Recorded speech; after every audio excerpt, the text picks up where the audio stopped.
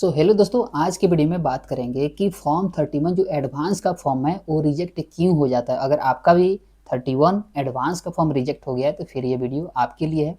इस वीडियो में मैं बात करूंगा कि ये जो फॉर्म जो है 31 एडवांस बार बार रिजेक्ट क्यों हो जाता है, क्या कारण है और इसका सॉल्यूशन क्या है।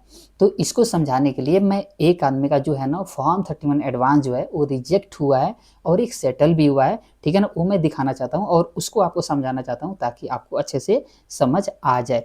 तो देखिए यहाँ पे दोस्तों एक जो है ना एडवांस का ये क्लेम है, ठीक है ना। मैं यहाँ पे समझा रहा हूँ, देखिए पहले ये ट्रैकिंग नंबर है, ये वाली एडवांस देखिए सबसे नीचे जो आ रहा है ना ये यहाँ पे, तो इसका स्टेटस क्या है, सेटल है।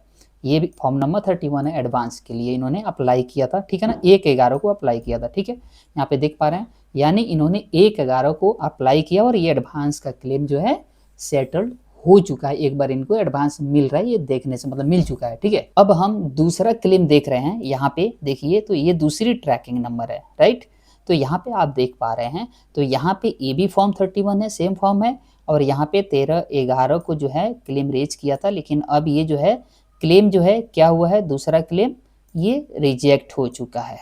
दूसरा क्लेम मैं यहाँ पे देखिए मैं दिखाता हूँ, दूसरा क्लेम जो है यहाँ पे रिजेक्ट हो चुका है।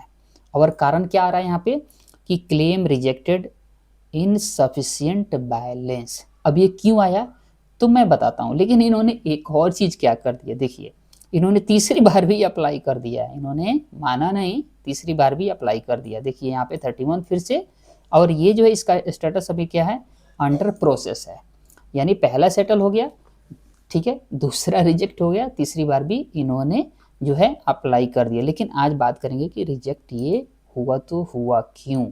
अब देखिए एडवांस निकालने के लिए कुछ जो होता है ना नियम होते हैं, उसको तो आपको उसका पालन तो आपको करना पड़ेगा।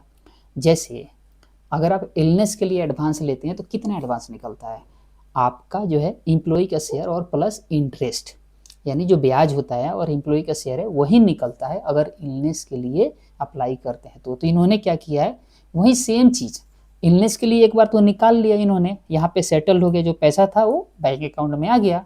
लेकिन दूसरी बार जब इन्होंने अप्लाई किया तो यहाँ पे ये रिजेक्ट हो गया और लिख दिया कि claim rejected due to insufficient balance, क्योंकि बैलेंस रहा नहीं।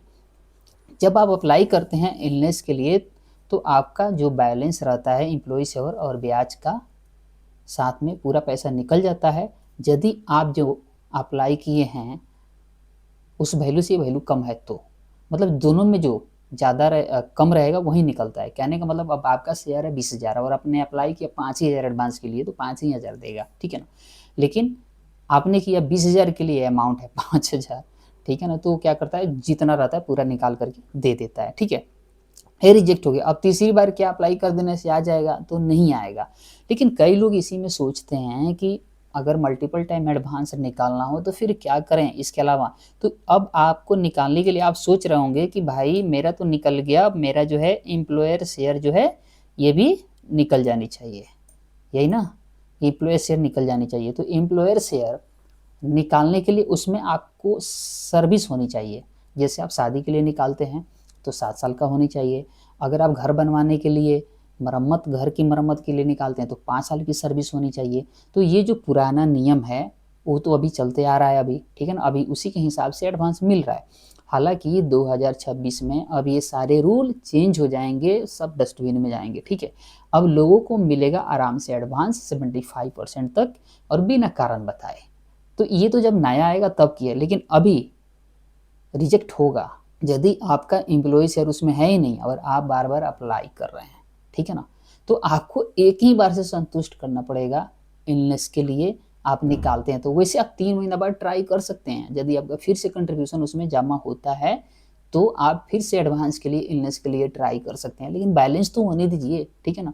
लेकिन अब ये नौबत आएगी नहीं, जैसे न्यू रूल आ जाएगा वैसे ही आप जो है जितनी बार चाहेंगे एडवांस स्पेशल सर्कमटेंसेस के लिए यानी इमरजेंसी के लिए आप निकाल सकते हैं बिना कारण बताए, ठीक है ना। और ये मात्र अब 3 ही प्रोविजन में है, पहले कई सारे प्रोविजन थे। अब एजुकेशन के लिए एडवांस भी मिल रहा था अभी तक, ठीक है ना, लेकिन उसके लिए भी सर्विस चाहिए आपको, ठीक है ना।